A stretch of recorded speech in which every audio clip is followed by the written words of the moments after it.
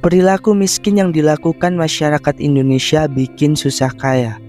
Indonesia, negara 270 juta manusia, hidup berdampingan dengan perbedaannya masing-masing. Tapi ada satu hal persamaan yang kita punya, yaitu adalah payah dalam masalah finansial. Gak pandang bulu, kepayahan ini terjadi di semua kalangan. Dari kalangan atas, menengah, ke bawah, semuanya punya porsi kepayahannya masing-masing. Ada yang anaknya gak minum susu tapi bapaknya beli rokok. Ada yang hidupnya pas-pasan, sempet-sempetnya kejebak ke judi online. Ada yang punya duit lebih, bukannya ditabung tapi dihabisin. Maksa banget beli barang-barang pakai pinjol atau paylater. Gali lubang tutup lubang tapi pakai pinjol. Waduh, banyak banget pokoknya kasus-kasus yang ada di negeri Konoha ini yang mencerminkan kita tuh sebenarnya belum seberapa ngerti soal punya hubungan yang sehat sama uang. Nah, di video kali ini gue mau bahas 7 alasan kenapa warga Konoha tercinta masih payah soal keuangan. Dan harapannya sih kita sama-sama belajar ya, dan sama-sama tahu gimana caranya bisa punya hubungan yang baik sama keuangan kita. Yang pertama adalah pergi belanja tanpa tahu persis barang yang mau dibeli. Salah satu hal absurd yang sering gue temuin di diri gue adalah ini. Pernah ngerasain dimana waktu belanja yang awalnya mau beli satu barang di mall misalnya, tapi karena ngelihat ada barang lain yang keren, lo jadi beli barang itu juga. Jadinya kita jadi beli 2 barang sekaligus, padahal niatnya cuma satu. Hayo, pernah nggak lo? Terus pernah nggak sih lo yang awalnya cuma main doang, nongkrong ketemu temen di mall, tiba-tiba ngelihat temen lo beli sesuatu, lo jadi ikutan beli? Atau nggak usah karena temen lo deh, lo tuh awalnya niatnya cuma nongkrong gitu, ketemu temen-temen. Tapi karena di mall muter-muter atau di suatu tempat ngeliat sesuatu, lo tuh jadi beli juga akhirnya barang-barang yang gak diincar sebelumnya, atau bahkan barang-barang yang gak expect akan lo beli gitu. Aduh, pernah gak sih? Nah, itu adalah salah satu kebodohan yang sering gue lakuin dulu, dan mungkin lo juga pernah ngerasain. Jadi ketika lo masuk ke sebuah toko lalu bingung mau beli apa, artinya berarti kita tuh sebenarnya gak butuh barang itu. Kita lagi ngikutin kemauan kita, bukan kebutuhan kita. Nah, supaya nggak terjadi lagi hal-hal kayak gini, perlu banget kita lakuin yang namanya mencatat barang-barang yang pengen kita beli sebelum datang ke toko. Nah, tapi pastiin lagi bahwa barang-barang itu benar-benar dibutuhin dan urgent banget di hidup lo. Dengan kayak gini, keuangan kita tuh jadi optimal dan lebih terarah sesuai dengan kebutuhan. Selain itu, kita jadi nggak boros lagi.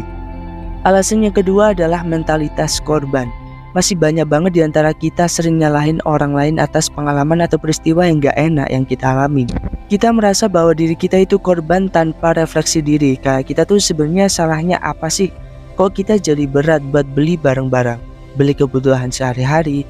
Emang faktanya sekarang lagi kayak gitu, semuanya mahal dan kita terlalu sibuk jadi korban buat nyalahin pemerintah tanpa diimbangi dengan refleksi diri. Mungkin kita ngerasa kurang karena gaji kita emang segitu-gitu aja. Kenapa kita nggak cari income lain selain dari pekerjaan kita? Kenapa kita nggak coba catat hal-hal yang udah kita beli tapi itu termasuk dalam pemborosan? Atau mungkin ya udah kitanya yang males aja buat cari tambahan atau ningkatin skill kita. Padahal gajinya nggak seberapa gitu kita. Banyak dari kita masih ngelakuin itu dan menuntut harus ada pihak yang bertanggung jawab. Dan kita merasa menjadi korban atas perbuatan orang lain. Padahal nyatanya ya enggak gitu. Masalah keuangan pribadi itu sepenuhnya tanggung jawab masing-masing. Gak ada orang lain yang tiba-tiba ngasih lu duit segepok. Gak akan pernah ada gitu. Jadi kalau lu salah dalam keuangan ya semua itu kesalahan pribadi lu masing-masing. Kita harus belajar jadi dewasa, gak melemparkan tanggung jawab ke orang lain supaya kita bisa menyelesaikan masalah keuangan kita sendiri. Alasan yang ketiga, budaya work-life balance yang toksik. Budaya kerja kita itu toksik banget. Kerja 8 jam sampai rumah masih sempet-sempetnya buka laptop buat cek email, ngerjain ini itu. Kerjain 8 jam, selesai mau siap-siap pulang, ternyata masih ada kerjaan yang ketinggalan. Akhirnya kita lembur sampai malam. Besok bangun pagi buat lanjut kerja lagi. Gitu terus sampai kita nggak sadar kalau ini udah mulai toksik. Emang sih sejak muda kita tuh pasti punya ambisi buat ngejar karir, punya kerjaan yang bagus. Makanya dengan senang hati kita ngelakuin itu semua. Dan sampai kadang-kadang gak sadar bahwa sistem kerja yang kayak gitu, dengan seharian kerja dan cuma punya waktu beberapa jam untuk di rumah dan istirahat, itu gak ada keseimbangan buat hidup kita. Jadi toksik banget kan? Dan gak jarang bikin kita stres. Nah, dari fenomena ini muncullah coping stress yang sebenarnya juga nggak sehat buat kita. Banyak ngerasa udah kerja keras banget, pelariannya jadi sering belanja, atau malah jadi sering nongkrong, atau mungkin main game terus, dan paling parah lagi karena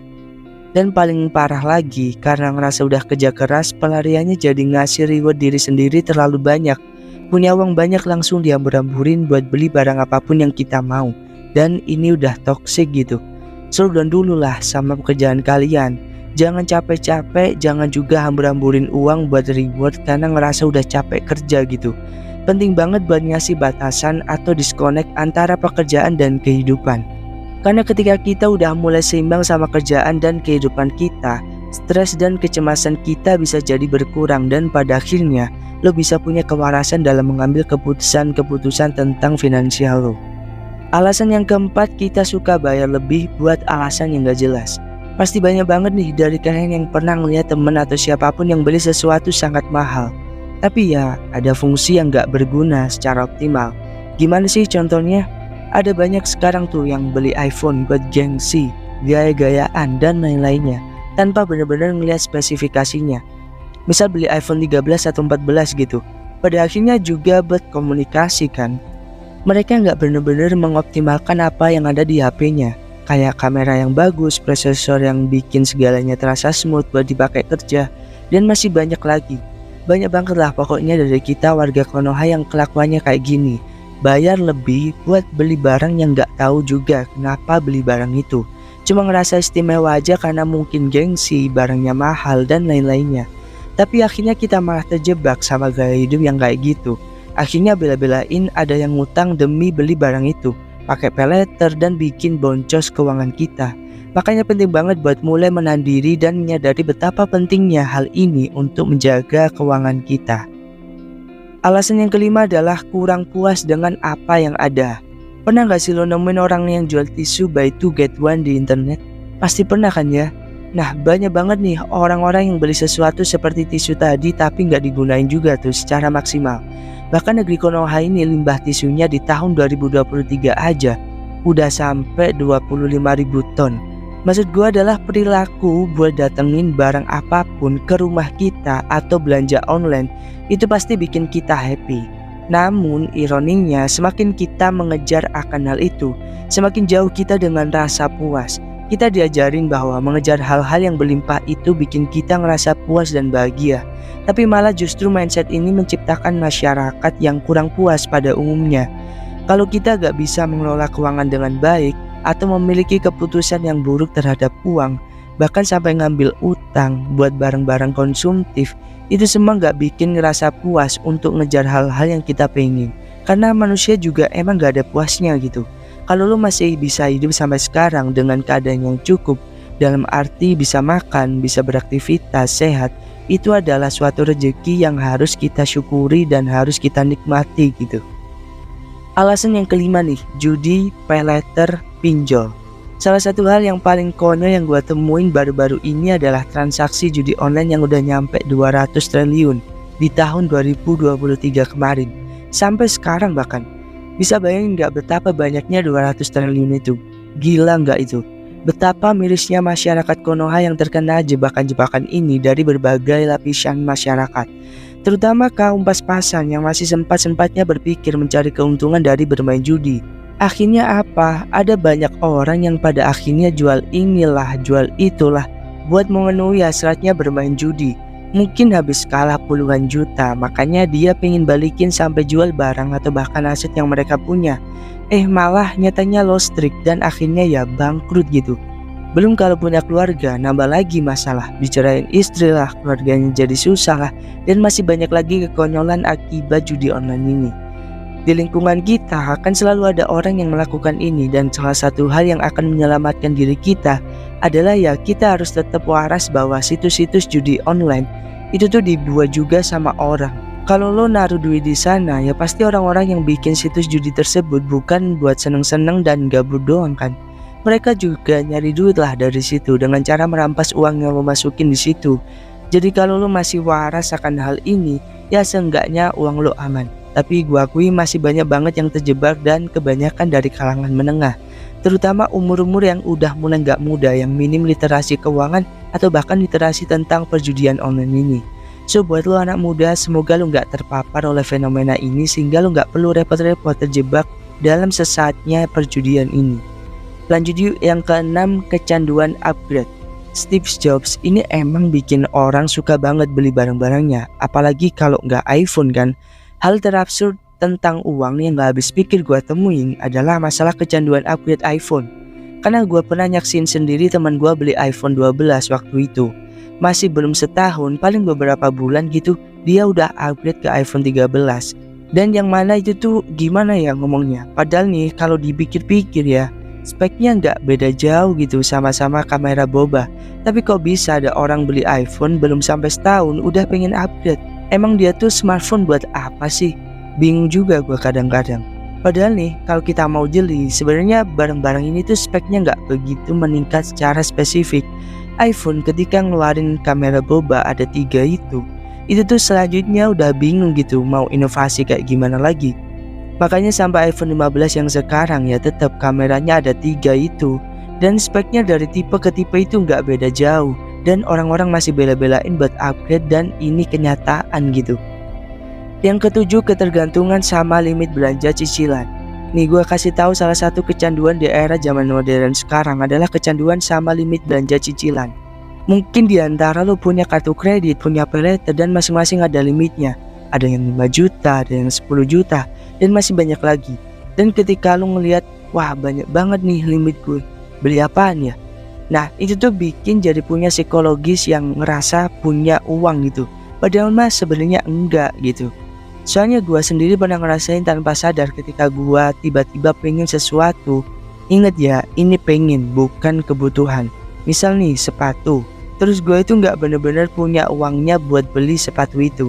Gue tuh jadi mikir, masih ada paylater nih, beli kali ya. Nah itulah kecanduan zaman sekarang yang bikin orang tuh sebenarnya gak punya duit jadi bisa beli barang yang mereka pengen. Ingat, yang mereka pengen ya, bukan yang mereka butuhin. Nah, gue udah pernah terjebak di area ini, dan mungkin lo pernah juga ngerasain itu. Dan jangan bilang lo gak pernah ngerasain ini ya. Karena kalau kita lihat kata data Insight Center atau KIC soal perilaku keuangan generasi milenial dan Gen Z pada tahun 2021, ada sebesar 13,8% generasi milenial dan Gen Z yang pakai paylater. Sementara pengguna kartu kredit itu ada sekitar 7,6%. Dan dari data ini lo nggak akan bisa bilang nggak pernah. Berarti kebanyakan dari kita itu pernah mengalami ini. Karena kebanyakan dari kita sekarang itu udah mulai merambah ke dompet digital, uang digital, yang memungkinkan bahwa aplikasi penyedia penyimpanan uang digital tersebut juga nyediain paylater. Terus kita jadi ikutan daftar, terus punya limit, dan terus belanja sesuka kita. Padahal ya sebenarnya nggak punya duitnya gitu. Apalagi kalau ngeliat barang-barang promo, waduh asiknya langsung check out pakai paylater. Ayo siapa yang masih suka kayak gini? Udah gak sih? Itu kan sebenarnya sama aja kita ngutang gitu. Kan jadi bikin hidup kita itu ke depan gak tenang kan? Tapi emang sih ngomongin ini tuh gak bisa nyalain seenaknya. Karena pada dasarnya tiap orang punya latar belakang yang berbeda-beda. Tapi kalau boleh memilih ketika lo ada di level finansial yang aman dan pengen hemat, ya hal kayak gini tuh ya harus banget kita hindari gitu. Nah itu tadi adalah 7 alasan kenapa masyarakat Indonesia payah banget sama uang.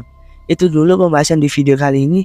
Kalau lo suka sama channel Uang Krabs ini, jangan lupa subscribe, like, share, dan komen, dan dukung terus channel ini karena kita akan mengupayakan untuk upload setiap hari. Sekian, gua Jody, sampai ketemu di video selanjutnya. See you.